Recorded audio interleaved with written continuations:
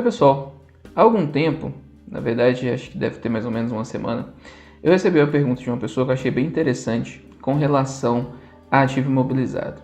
A pessoa me perguntou o seguinte: Paulino, olha, eu entendo o conceito que está no parágrafo 8 do IAS 16 CPC 27, eu entendo que o conceito está claro, eu entendo que tem que ser feito, mas eu não consigo entender por que eu tenho que fazer da forma que está ali no parágrafo 8, eu não consigo entender a motivação. Gente, eu achei bem interessante essa pergunta de por que eu devo fazer dessa forma, porque quem me acompanha deve observar nos meus vídeos, nos meus cursos, nas minhas aulas, nos meus posts que eu faço, os artigos que eu escrevo, etc, etc, etc, que eu gosto muito de entender o porquê das coisas e, na minha opinião, entender o porquê nos leva a fazer melhor, né? A conseguir aplicar melhor o como fazer. Então, entender o porquê fazer favorece o como fazer. Antes de explicar a pergunta que me foi feita, né, antes de responder a pergunta, eu vou ler o parágrafo a que a pessoa se referia, que é o seguinte: itens como peça de reposição, equipamentos de reserva e os equipamentos de serviço são reconhecidos de acordo com esta IFRS, portanto com a IAS 16 CPC 27, quando atendem à definição de imobilizado. De outro modo, tais itens são classificados como estoque. Então, na verdade, o que a pessoa queria saber, gente, era o seguinte: poxa, por que se eu tenho um item que é peça de reposição ou item de serviço, eu tenho que classificar como ativo imobilizado e não como estoque, caso ele atenda à característica de ativo imobilizado? Gente, primeiro, porque a gente precisa avaliar qual é a função e a natureza desse ativo. Vamos lá. Vamos primeiro eliminá-lo como estoque. Qual é a função do estoque? A função do estoque, né, o objetivo do estoque é gerar benefício econômico através da sua venda, né?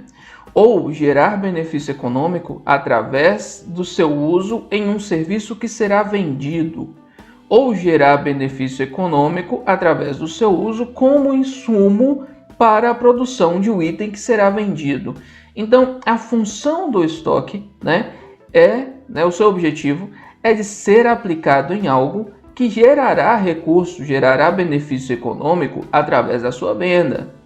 Isso faz com que a sua natureza seja uma natureza de estoque, né? Ele tem a natureza de um item que principalmente, né, que tem como principal objetivo ser vendido ou ser utilizado com a finalidade de venda. Então, nesse caso, eu já posso eliminar o uso desse item de reposição, né? Eu já posso eliminar a classificação desse item de reposição como sendo estoque. Por quê? Qual é o objetivo com ele? Gerar benefício econômico através do seu uso ao longo do tempo. Isso, né, é função do ativo imobilizado. Isso dá a ele a natureza de ativo imobilizado. Essa é a característica dele. Ele vai ser usado ao longo do tempo, né? E através do seu uso eu vou obter benefício econômico futuro. Então ele tem função e natureza de ativo imobilizado. Aí você pode me dizer assim: Paulino, mas isso é preciosismo, porque ok, você está analisando a essência do item, mas então só por isso? Não, gente, a gente tem que pensar também do ponto de vista de mensuração. Vamos pensar o seguinte: se eu classificasse esse item de reposição como estoque e o seu preço caísse no mercado, tá? Se eu classificasse como item de estoque seu preço caísse no mercado a um nível abaixo do valor contábil reconhecido, o que eu deveria fazer? Eu deveria ajustá-lo ao valor realizável de estoque, ou seja, se o valor de mercado for menor que o valor contábil, eu precisaria reduzir o seu valor contábil para ficar igual ao valor de estoque. Eu precisaria aí reconhecer uma perda pela redução ao valor realizável de estoque. Quando eu estou falando de ativo imobilizado, isso necessariamente é um fato? Não, não é um fato.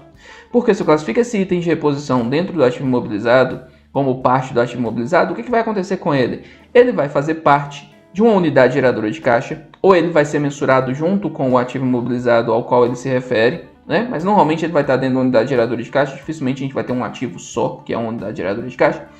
E eu vou precisar mensurá-lo ao valor de mercado, sim, mas eu vou precisar avaliar qual é o valor em uso dele. Entre o valor em uso e o valor de mercado, vou identificar qual é o maior valor e comparar com o valor contábil. Se o valor em uso ou o valor de mercado, eu já falei que o valor de mercado é menor, então vamos considerar o valor de mercado, mas se o valor em uso dessa unidade geradora de caixa for maior que o valor contábil dessa unidade geradora de caixa, que inclui esse item de reposição, isso significa que eu não preciso reconhecer uma perda por valor recuperável, né? Uma perda ao valor recuperável do ativo imobilizado. Isso significa que eu tive uma mensuração que levou em consideração a característica, a natureza, a função desse ativo, que é de ativo imobilizado. Então eu atendo tanto à essência daquele item, quanto também à sua mensuração quando eu o classifico como ativo imobilizado. É claro, gente, que a norma deixa bem claro que eu preciso atender às características de ativo imobilizado, que é a característica que eu falei. Ele vai gerar benefício econômico ao longo do tempo pelo seu uso. Né? Além disso, né, considerando também que a gente tem outras peças de reposição que podem estar relacionadas, por exemplo, com serviço pós-venda, podem estar relacionadas com estoque, eu preciso ter também um controle destes itens que fazem parte do controle do ativo imobilizado, e aí eu estou falando mais do dia a dia do negócio, eu preciso ter um controle também desses itens para evitar que eles se misturem com itens que sejam itens do estoque, para que eu justifique também o seu tratamento como ativo imobilizado. Certo, gente? Se você tem uma pergunta também, quer que eu responda, coloca aí no comentário. Se couber em 5, 6 minutos, eu respondo para você. Certo, gente? Obrigado por enquanto é isso. Um abraço. Tchau.